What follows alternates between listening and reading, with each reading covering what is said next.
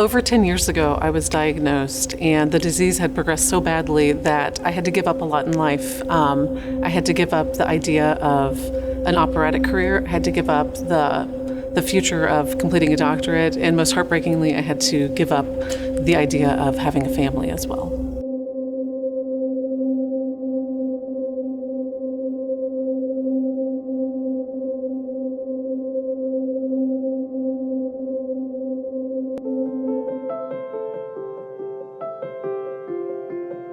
I was living in Princeton, New Jersey, and I was pulling up to a stoplight, and I noticed that I could not see the light turn red, and so I was rushed to the hospital, and that's where I was diagnosed with MS.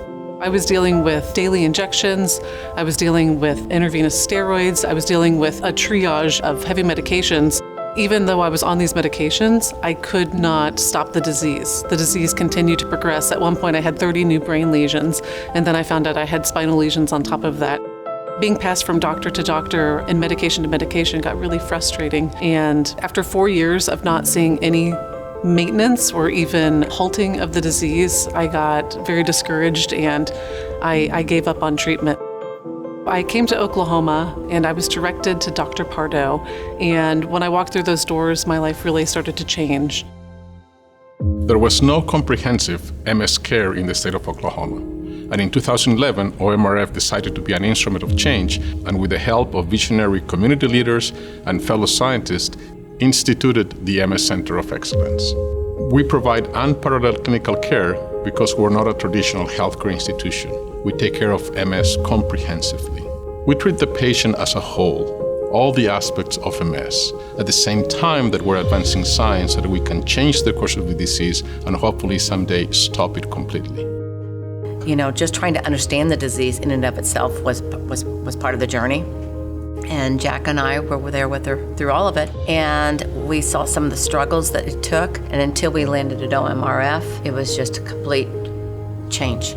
It was, the whole process was completely different. There was a passion within the facility that is, there's no words for it. It's like as soon as she entered the doors, everybody cared about her. It's not just that they want us to come in and out like a factory. They want to make sure that our experience from the second we step on to the campus to when we leave is one that is tailored to our needs. I no longer felt insignificant. I no longer felt inferior, and I wasn't apologizing for the fact that my body couldn't keep up with the demands of day-to-day life. We were able to enroll Kelsey in a clinical trial of a highly effective medication that was not commercially available yet, and it completely stabilized the disease. She did not develop any new relapses, no new lesions in the MRI, and once everything quieted down, we were able to witness an improvement not only of her clinical components, but also of her quality of life. Prior to coming to OMRF, my body had failed. It had failed the drugs had failed me, and I really felt like the world was crumbling around me. But once coming to OMRF, all those things that I had to give up started to come true. I was able to complete my doctorate. I was able to continue a performance career. And then most importantly, the family that I had to give up in the beginning, I was able to actually have. I feel like coming to OMRF gave me my life back. I mean, Dr. Pardo is obviously an outstanding physician and researcher, but he's more than that. He's a visionary and he's a leader. I mean, because he had a vision to create a center that provided both excellent patient care as well as cutting-edge research all under one roof. And that's exactly what he's created here at the MS Center for Excellence. We provide care to over 3,000 Oklahomans and average more than 6,200 patient visits per year. At the same time, we have been involved in over 100 clinical studies. And in combination with our basic research team, led by Dr. Bob Axtell, we have published close to 100 papers in peer-reviewed journals. His patient load is now twice the load he had when they first started this 12 years ago, even more than twice. And he's doing it with the same number of staff. And they are now getting new patients on the pace of about 500 a year. Our immediate growth needs include 3 components. First, we need to recruit and onboard a new physician clinical investigator that will enhance our ability to see patients and advance science. Second, we need to expand our psychosocial services, both with social work to expand the ability to access services and medications, as well as supporting the psychological component of the disease. And third, we need the technological infrastructure that goes with that, both in IT support as well as expanding our biorepository. Our goal for this phase is to raise $3 million, doubling the $1.5 million that the Stark Family Foundation has so generously donated. We're very excited as a family, as a foundation, and really have the resources they need to handle the growing patient base that they have. What I witnessed with Dr. Pardo was sincerity, a person that was not going to settle for a Band-Aid. He wanted to find a cure for her.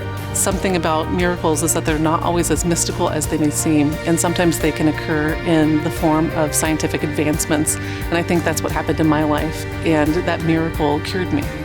Anybody who is impressed with what they're seeing here, I'd highly encourage them to also seriously consider supporting and donating to Dr. Pardo and his team. And I wouldn't want anyone not to experience the great results that I had, because it changed our lives. It changed a whole family. It changed her life, and I want that for everyone. Before coming to OMRF, it really felt like the disease was so crippling that I was unable to have those things, those normal things in life that everyone else gets to have. And through their research, through their treatment and care, I was able to get those things back. The MS Center of Excellence is where hope begins and where you can get your life back. Here is Luca James, my son, the son I thought I'd never have. This is what hope looks like, and this is what my life beginning looks like. In the future, I see continued health, continued advancement, and continued hope.